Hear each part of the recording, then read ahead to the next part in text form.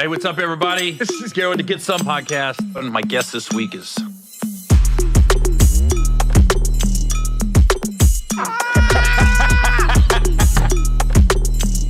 This motherfucker Gary.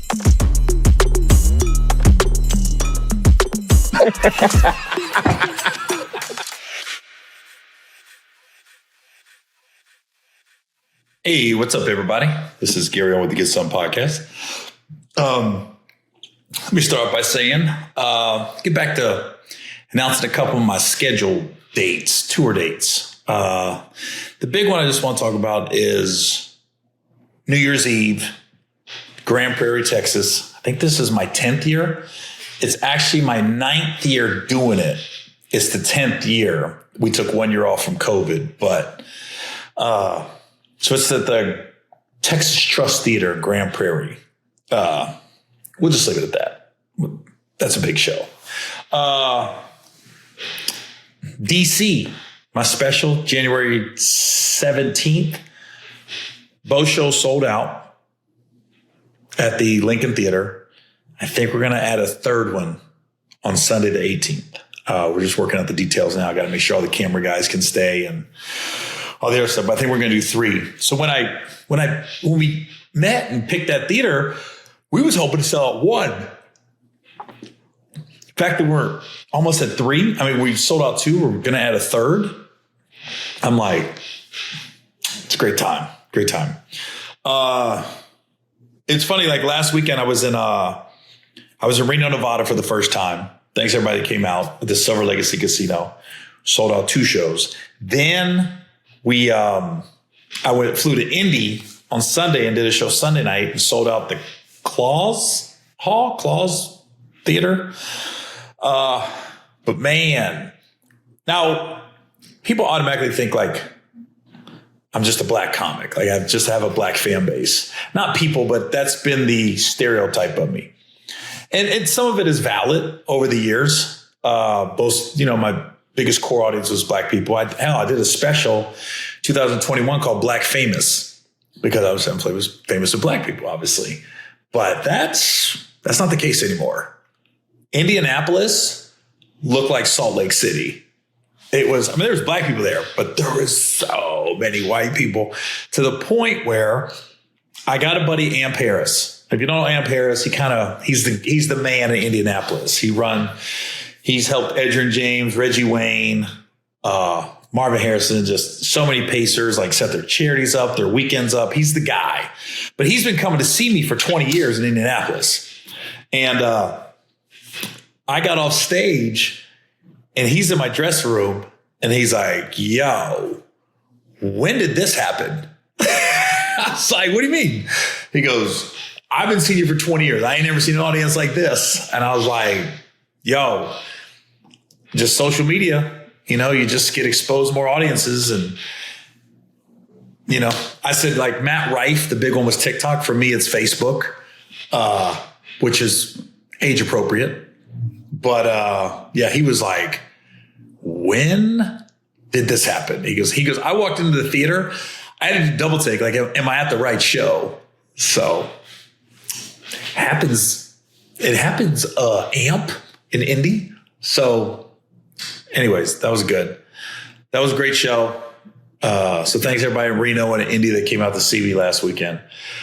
I am taking this one. I'm sorry. I don't know why. Whenever I start a podcast, I start yawning. It's the weirdest thing. Was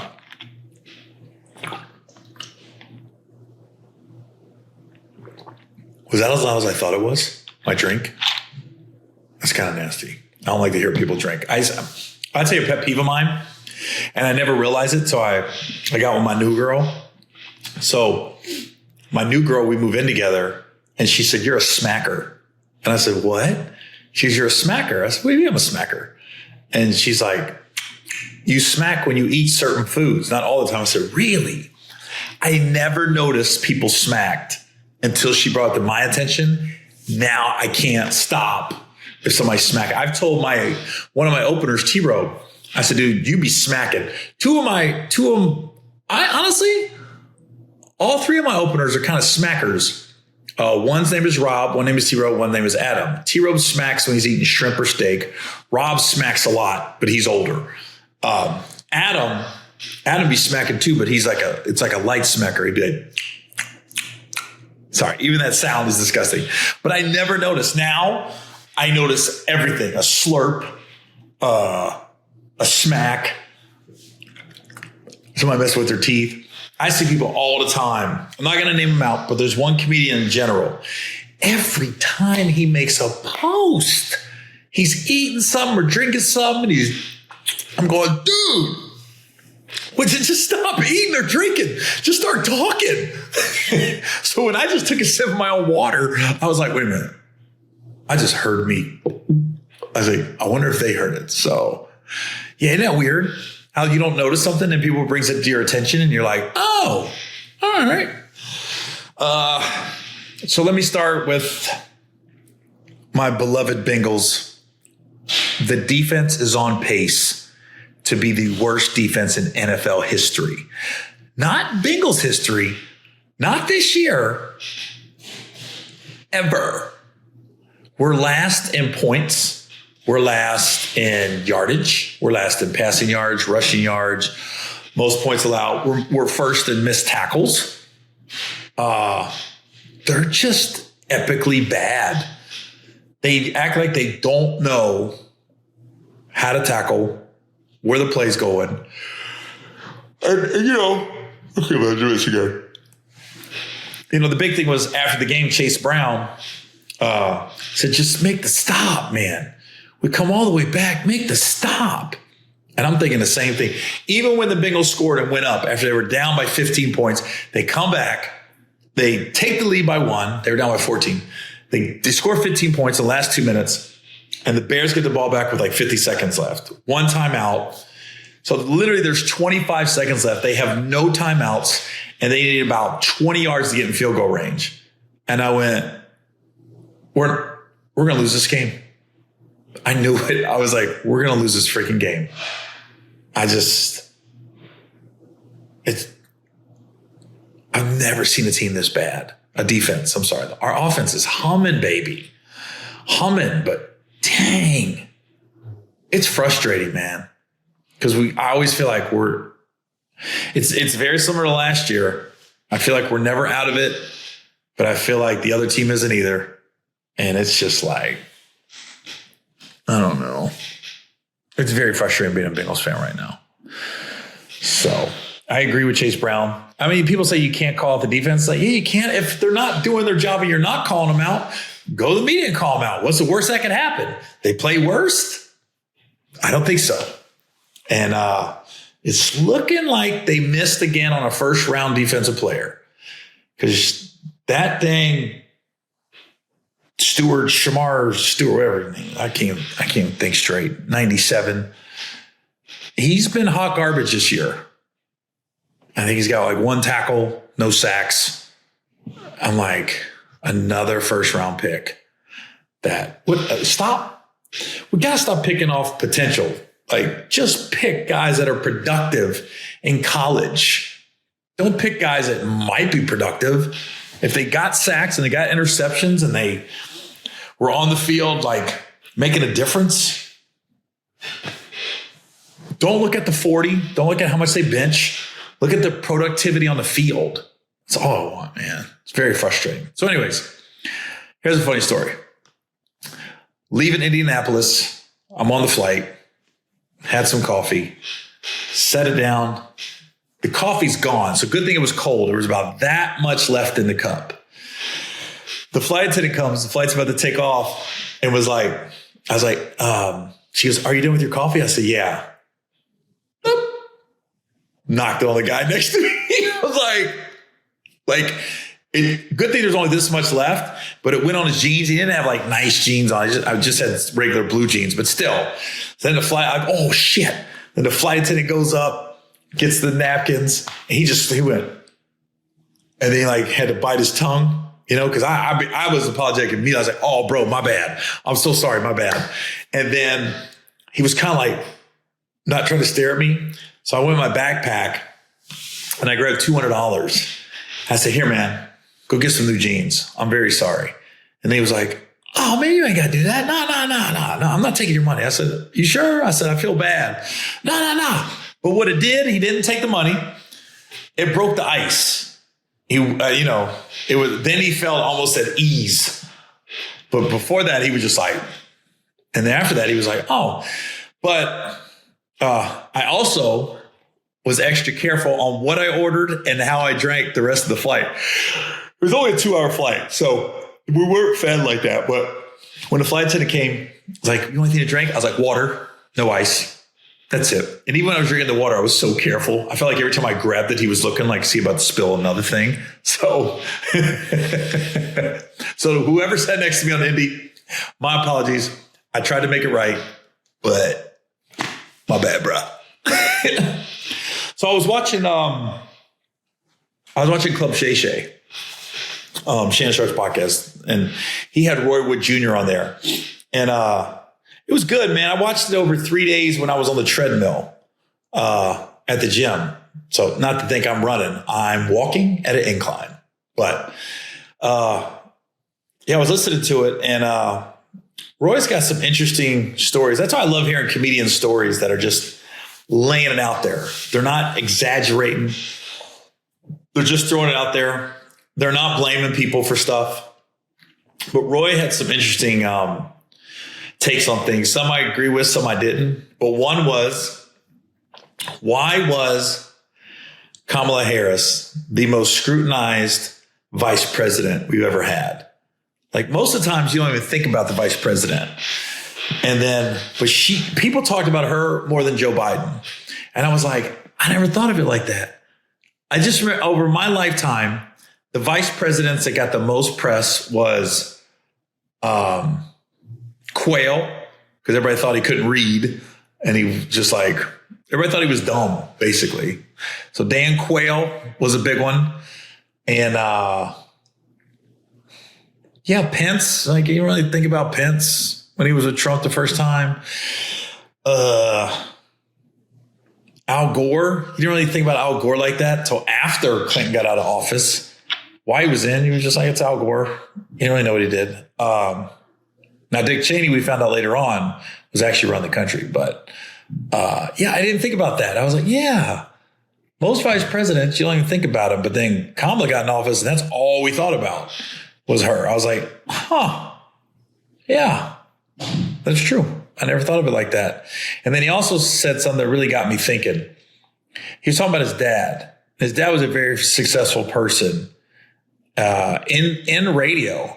He's got an interesting story about how his dad helped Soul Train. What's his name? Who's in charge of Soul Train? Hold on. This is going to bother me now. It's funny, like, I'll put little notes, but when I start talking, if I forget a name, Soul Train.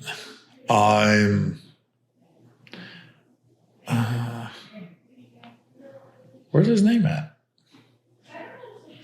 Don Cornelius. Yeah.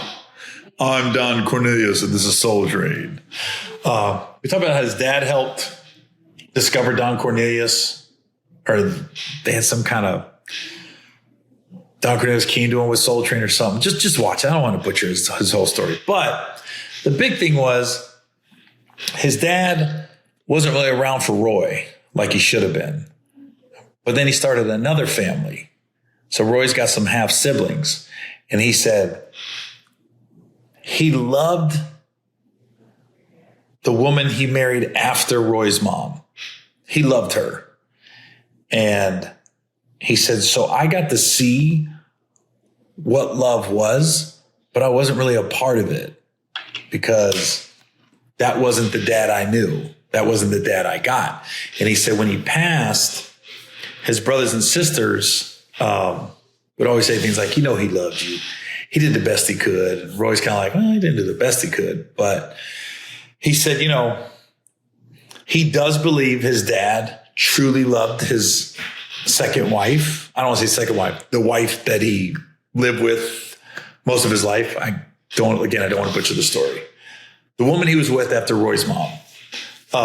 He truly loved her. He was a good dad to those kids. But that wasn't the dad that Roy got. And that wasn't the love that he saw with his mom. And his mom struggled. And he had to see that. He had to see his mom calling people borrow money. And when he said all that, I was like, I started thinking about my own life. And I was just like, yeah, I think my dad, I think he's been a great dad to my twin sisters. But that's not the dad that I saw. That's not the dad that I got. But I do think he's involved. I don't think I know he's involved in their lives. When they start having kids, he's uberly involved in the grandkids. And that was never the dad I got. And I went pretty hard on him on my special Black Famous. And no, even Broken Family. Broken Family, I went really hard on him and his wife, but I was really upset by how he treated me and cussed me out on the phone. Hey, this podcast is brought to you by Blue Chew. Now, when it's time to do the deed, you know what I'm talking about. Handling business, where people like to handle business behind closed doors. You always want to make sure you got that little extra help. And that's what Blue Chew does, So listen, we got a real call to action. I want you guys to listen very closely. Guys, this just isn't about performance. This is about legacy. And when I say legacy, I'm talking about that third legacy. I want you to give her group chat something to talk about. When you lay it down, they talk about how it gets up. Nothing makes you more of a legend than a little Blue Chew. Discover your options at BlueChew.com. And we've got a special deal for all our listeners. As always, get your first month of Blue Chew free. Just one promo code, get some at checkout and pay $5 for shipping. That's it. Join Blue Chew's mission to upgrade humanity one thrust at a time. Head to BlueChew.com for details and safety info.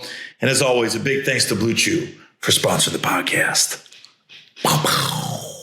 So I've told the story before, but I'll give you a brief synopsis. So my dad wasn't really around growing up, but then he kind of came back into my life right when I was getting on TV and getting out of the Navy and stuff.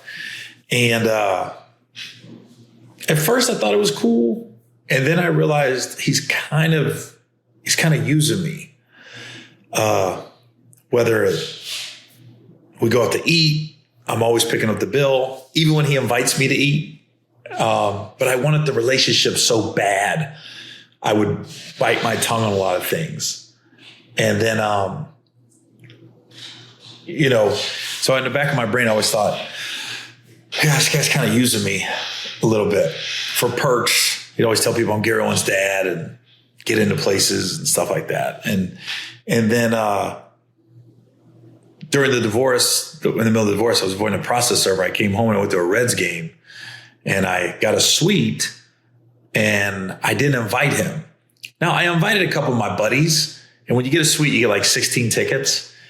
And while I was at the game, either my Uncle Bob or my Uncle Daryl called. They're my dad's brothers. And I said, well, yeah, we're downtown. I said, I'm at the Reds game. Come down. I'll message you a couple tickets. So they came down and now they're in the suite with us. And my dad called his brother Daryl why we were in the suite. And so he goes, I'm at the Reds game, man. Gary got a suite. And my dad was like, really? And so the next morning, I woke up to a voicemail from my dad cussing me out. And then I got a long text cussing me out. And it was basically because I didn't take him to the Reds game. And he was talking about I don't respect him and things like that. And I'm just going, where's this coming from? And then I was like, oh my God. He's mad because I didn't take him to a Reds game. So when I called him a couple hours later, I said, yo, Dad, I got your text and I got your voicemail. He goes, yeah, I meant every word of it. I go, this ain't going to go well. And, we're having a back and forth. It's heated, but it's somewhat respectful. We're not cussing each other. And then, he's going, I said, Dad, you're mad about a Reds game. I said, you just took family pictures and didn't invite me. So I'm on Facebook And all of a sudden I see my sisters, their husbands, their kids, my dad and his wife. And they got these family pictures they took.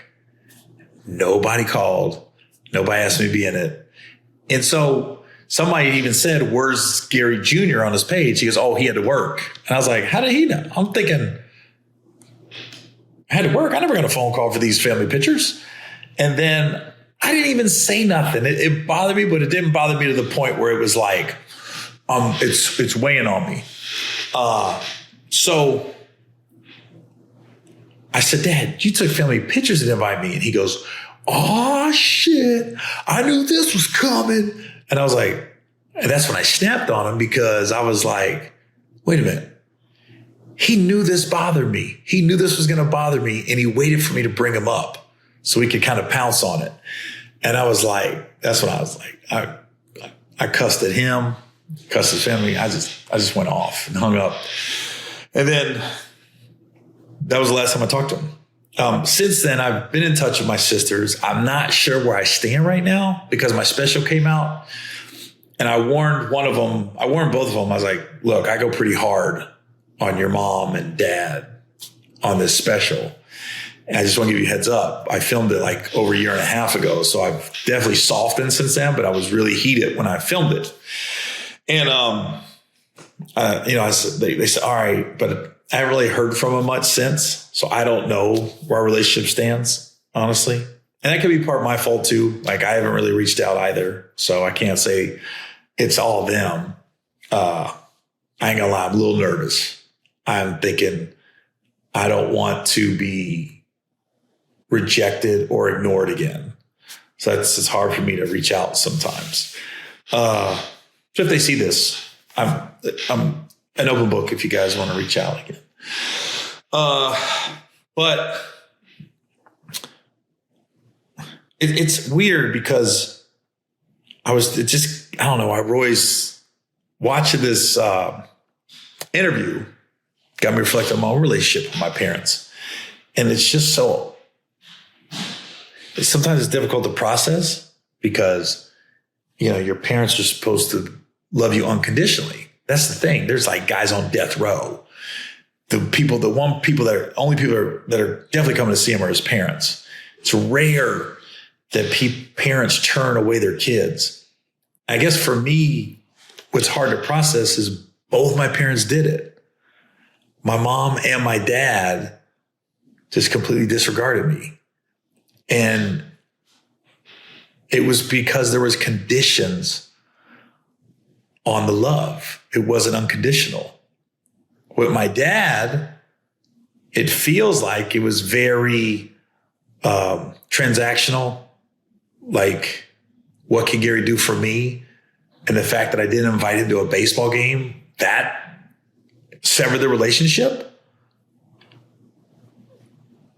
Okay, you're talking about a dad that wasn't really around when I was growing up. I was a convenience. So he would come around, but it was only when it was convenient for him. And then we get back in the saddle when I'm an adult, and this is what ended it? A Reds game? I was like, oh, that's entitlement. Like, how dare Gary go to the game and not invite me? And then two, it's like, you could be a little hurt by it and let me know. We could talk about it, but to just cuss me out and say we're done. I was like, oh, he was just using me. It wasn't really about me. And so, yeah, that sucks. And then my mom, she cut me off because I did an article for BuzzFeed. You can look it up back in like 2014. And in the article, I said, my stepdad's an asshole. And that's how I feel. So she cut me off because I kind of let the family secret out that my stepdad is an asshole. And so she got back in touch with me when my brother died. And then we tried to reconcile. And it was still a little awkward. But, when somebody dies, a tragic incident like that, the whole family tries to rally around each other and make good. And that kind of ended when we were doing all right. And then I got asked to speak in Washington, D.C. on this platform called Facing Addiction. And they did a comedy show and then they had people speak. And I got invited. So I went and I called my mom, my stepdad, and I said, hey, if you guys want to go to this, I'll get you there. I'll get you a flight and put you up. I think it'd be good to be around other family members that have lost people to addiction. And my mom goes, let me talk to Rod about it. And I didn't think they would come. They'd never go anywhere. They never leave. So I'll never forget. I was in Des Moines, Iowa, in my hotel room. My stepdad calls me and he said, hey, tell me more about this addiction thing. I was like, I'm telling him, hey, it's a program. Chris Herron used to play for the Celtics. He's in it. They got like hundreds of thousands of people coming to DC that are either in recovery or has a family member that has passed away or is in recovery. And it's just a good, camaraderie type deal. He goes, so what are you doing? I said, there's a comedy show, but then I'm also going to speak. And he was like, well, look, man, if you're using Dallas's death to benefit your career, I don't agree with that. I was like, what? I was still taken back. Like he took that angle. Like I'm going to go and try to make myself a bigger comedian on the basis of my brother dying of a heroin overdose. I'm going, what are you talking about? And then he tried to blame me for my brother dying. And that was basically killed the relationship with my stepdad because he said, Dallas was doing fine. He was good. Now he'd already overdosed like 2 or 3 times when this BuzzFeed article came out in 2014. He said, Dallas was doing fine, man. He was good. He was on his way to recovery. And then that article came out and that set him back. And I'm going, come on now. I had long talks with my brother Dallas. He knew his dad was a little off, my stepdad. We used to laugh about it because some of the stuff he did was just so it was so irrational, so much irrational behavior and spur of the moment. I mean, just like go off the handle and stuff. And so I was like, well, I know that's not true. He's making that up. But then he was like, I said, whoa, did you just blame me for him dying? Keep in mind, I've never done drugs, never been in trouble. When my brother overdosed, I'm the one that picked him up, took him to rehab and paid for the rehab, right? Never asked for nobody to pay me back, nothing. I just did it because that's my brother. And if I got it, you got to do that. And never brought that up. He just found a way to blame me for him dying. And I was just like, and then we were going to go after custody of my brother's daughter. Me and my ex-wife, we were going to go after custody. And the ugliness that came from that side of the family, that just kind of ended it. Because I tried to call my mom and say, we can't pick her friends, but we can influence the pool for which she's choosing. We'll have her in a good school district, good home. She's going to need some therapy. We'll put her in therapy. And I told my mom, you're like 60. What are you doing with a 3-year-old? And she was like, well, I feel like you're taking her away from us. I go, I would never do that. You can come see her whenever you want. And then she said, are you going to change your last name? I said, why would I do that? The question was so weird. Then my mom was like, I can't do it. So I think my mom was emotionally attached to her, but that whole relationship ended because of the custody battle for the daughter. And it got ugly. And then me and my ex just backed away because I go, man, we got to protect our own kids. And it sucks, but we can't risk our lives would be in turmoil if we would have taken this little girl on. And there's no guarantee we would have got her either. There's that part. And that all, let me say something. That all started the custody battle because there's a guardian ad litem.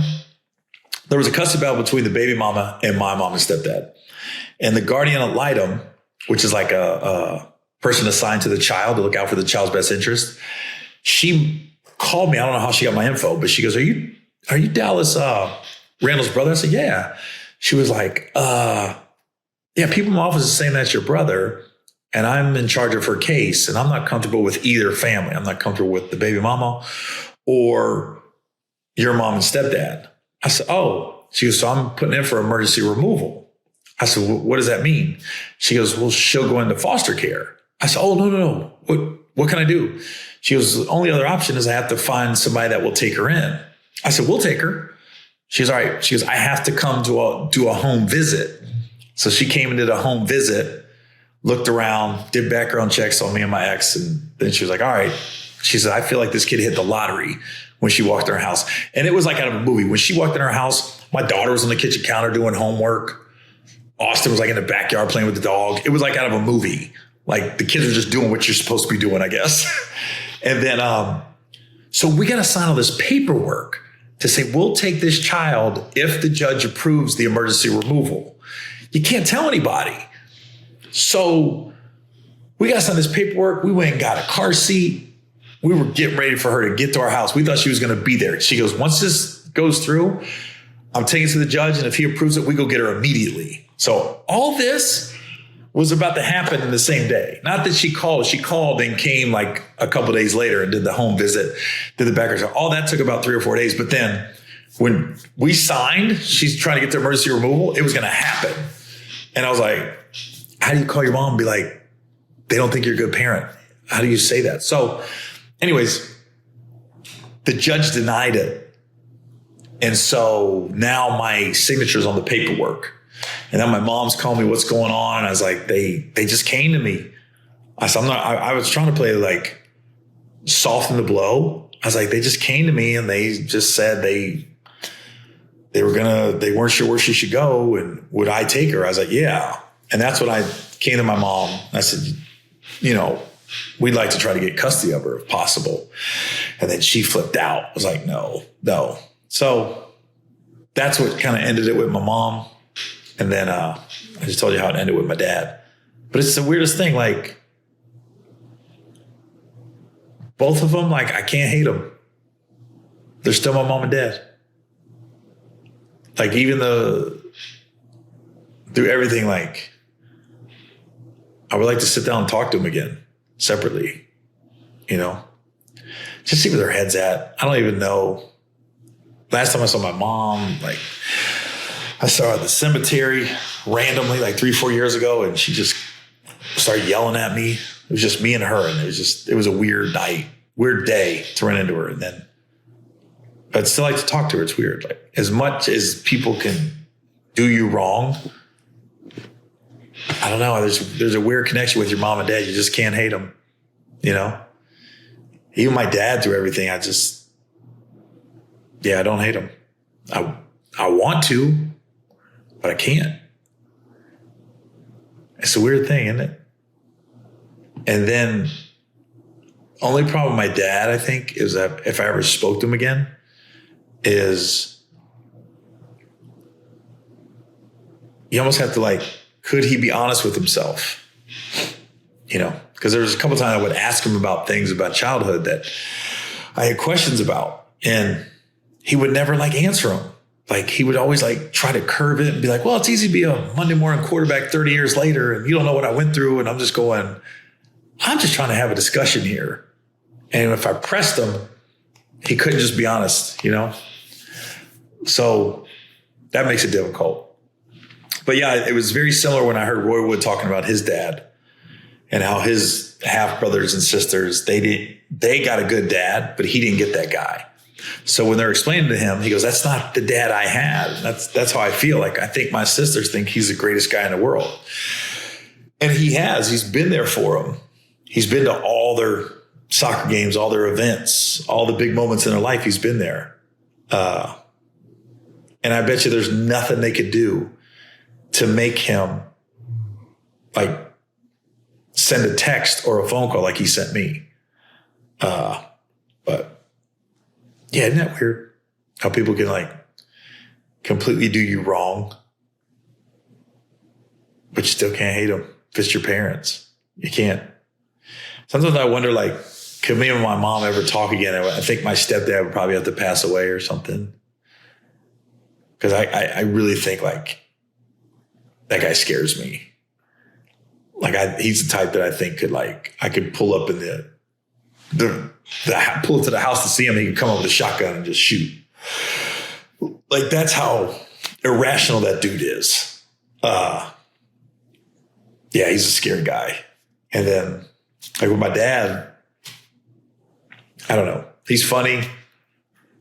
You know, I'd always like hanging out with him. It just, there was always that little thing in the back of my brain going, is he just using me? You know? So, yeah, you just wonder. Never know. But anyways, sorry this wasn't as fun as I thought it was going to be. But yeah, just got me thinking. Yeah, comedians, man, a lot of us got some fucked up stories. But yeah, it is what it is. All right, y'all. We'll see y'all next week. This is Garrett with the Get Some Podcast.